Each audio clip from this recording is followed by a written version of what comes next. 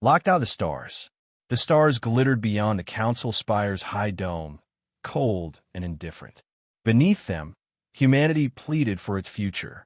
"We request provisional access to the Galactic Armory," said Ambassador Reese, voice steady but urgent. "Our outer colonies are under siege. Shielding, automated defenses, even surplus drone swarms. Anything.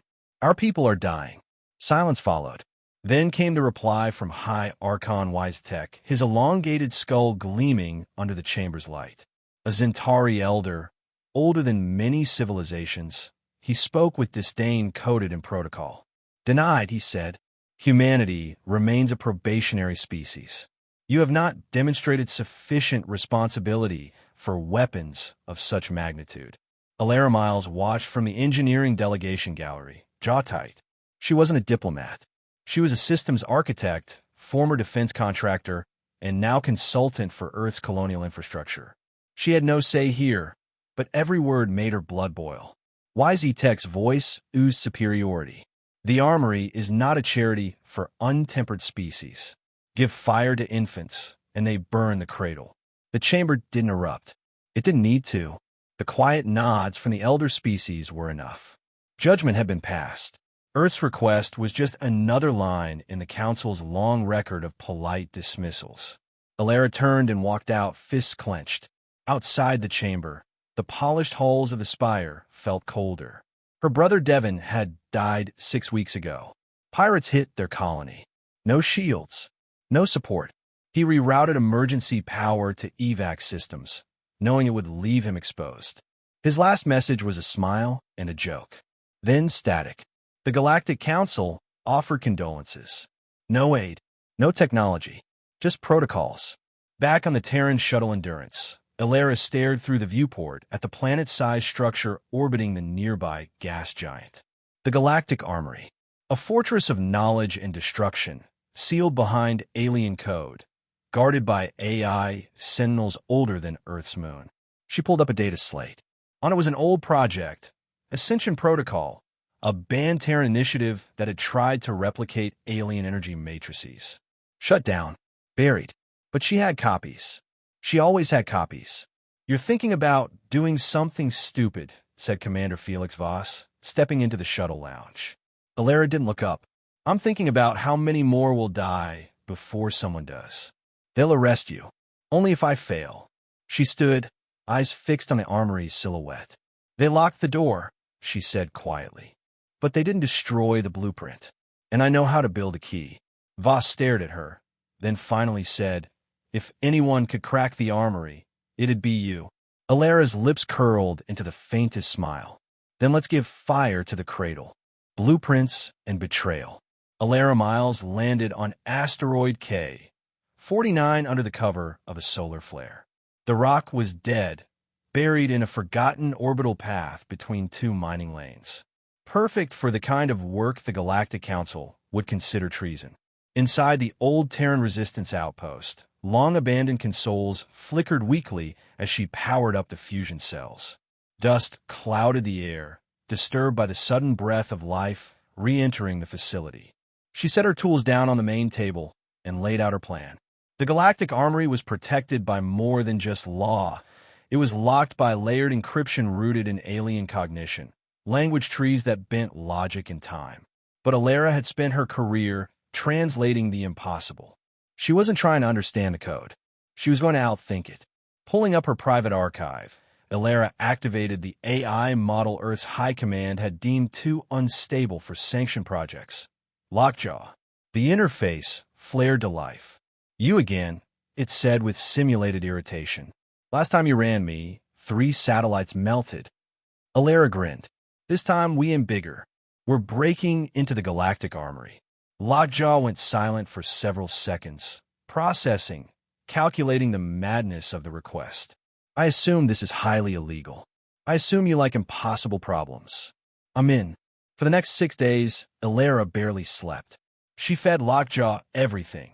Salvaged alien code from derelict ships, illegal scans of Council relay nodes, and fragment from Ascension Protocol. Patterns emerged, cyclical data structures, self-mutating security fields. Using a quantum emulator she built from scavenged mining drones, Lockjaw began reconstructing a mock version of the armory's perimeter firewalls. The deeper it got, the more the AI's voice changed, from sarcastic to reverent. "This isn't just a vault," Lockjaw murmured. "It's a god's museum." On the seventh day, they cracked the first layer. A single schematic unlocked: the Helios core, a mobile fusion reactor designed to power planetary shields or mainline dreadnoughts. Alara stared at it, speechless. This single device could power Earth's entire orbital defense network, and then some. Before she could say a word, alarms screamed across the base. Lockjaw's voice dropped into a cold register. "We've been flagged. Council trace beacon detected. They've sent someone." On her external sensors, a sleek black vessel dropped out of stealth. It wasn't military. It was worse, a bounty ship. The signature matched a Council Enforcer class, piloted by machine intelligence.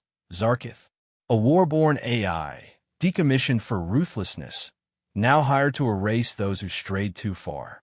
"You have minutes," Lockjaw warned. Alara downloaded the Helios schematics to a hardened core and grabbed her toolpack. "I didn't come this far to die in a basement," she muttered. As she ran to the hangar, she sent a pulse message across her secure relay. "I have it. The key. Meet at fallback. Bring everything." The war hadn't begun, but the first lock was open. The Fallback Alliance. The fallback site wasn't on any star map. Buried inside the upper atmosphere of a gas giant's rogue moon, it was invisible to Council scans and gravitational sweeps. It had no name, only a call sign among the scattered Terran underground. Safehouse Theta 9. Alara's ship, patched and limping from her escape, docked with the outpost under a swirling amber storm. A trio of people waited for her in the darkened landing bay, each one dangerous in their own right, and each one loyal to her, not the rules. Commander Felix Voss stood first, arms crossed, scars catching the bay lights. Once a fleet officer, now rogue, he'd fought beside Alara during the Mars reclamation. His loyalty wasn't blind, but it was earned. "You made it," he said simply. She handed him the data core. "We cracked the first lock. Helios core specs. Fully intact." He whistled low. "That'll get Earth noticed or destroyed." Behind him, a short, broad woman nodded in approval. Ray Tam, ex-Council data specialist turned saboteur. She defected when she realized the Council wasn't interested in peace, only control. Her neural implants flickered faintly as she scanned the core.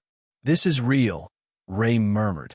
"The encryption signature matches pre-ascension tech. Not a fake, not a trap."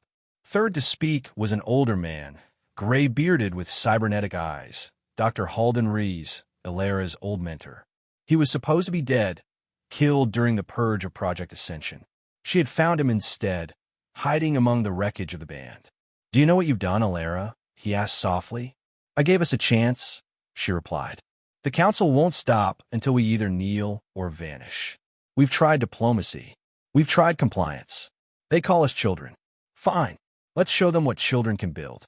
They convened in the command center above the howling storms. Alara projected the Helios core schematic, illuminating the cracked walls with golden light. It was beautiful, alien geometry married with raw energy potential. "If we can fabricate just one," she said, "we can shield a colony. Maybe more. We could leap centuries in weeks." Ray leaned forward. "But once they find out, they already know I've stolen it," Alara said. "Zarkith found me. Barely escaped. It's only a matter of time before he finds this place." Voss glanced at the others. "Then we go on the offensive." Alara nodded. "We build. We replicate. And we strike first. Not with weapons. With knowledge." Rees looked toward the storm outside. "You're talking about open defiance of the Council." "I'm talking about survival," Alara said.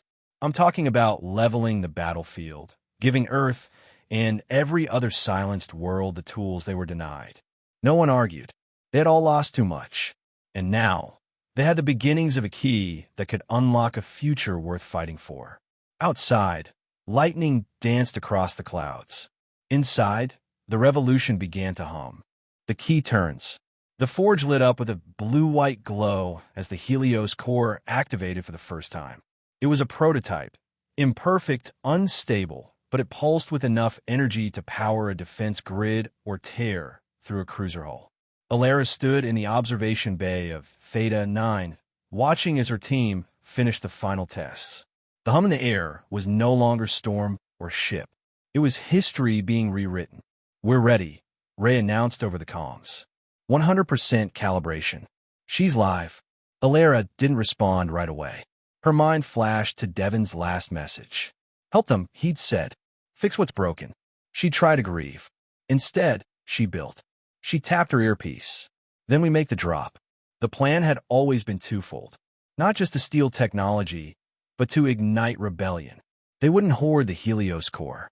They would share it with every human colony, every oppressed world the Council denied access to the armory. And they wouldn't ask permission. Their first target was Vega's Reach, a mining colony abandoned after a pirate blockade. With a Helios core drop pod and auto-deployment shielding, it could power up, defend itself, and push back within minutes. They launched the core that night. It slipped past Council beacons like a whisper. But whispers spread. By morning, Council channels were ablaze. Vega's Reach came back online, shielded and broadcasting. Other colonies heard. Terra networks lit up. The word was out. Someone had unlocked the armory. And the Council was furious. Zarkith came first. A kill ship, sleek and silent, appearing in Theta 9's outer orbit like a death sentence. Its voice pierced the base intercom in a cold, synthetic whisper. "Return the stolen technology. Cease unauthorized replication. Or be erased." Alara stood in the control room, staring out at the distant shimmer of Zarkith's ship.